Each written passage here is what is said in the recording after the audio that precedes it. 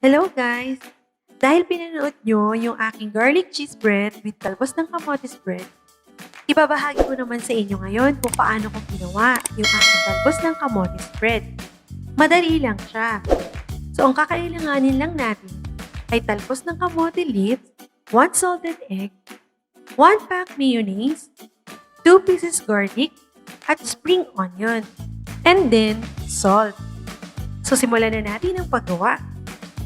So, ang una natin gagawin is palalambutin muna natin yung talbos ng kamote leaves. Kailangan natin ng 2 to 3 tablespoon of water para lang palambutin siya.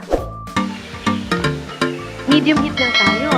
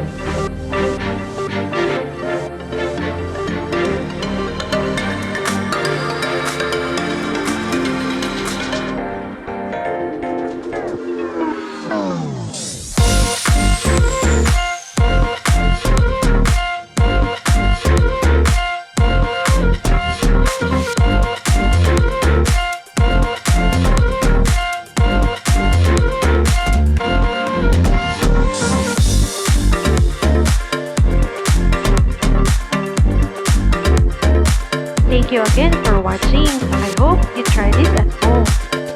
See you. God bless.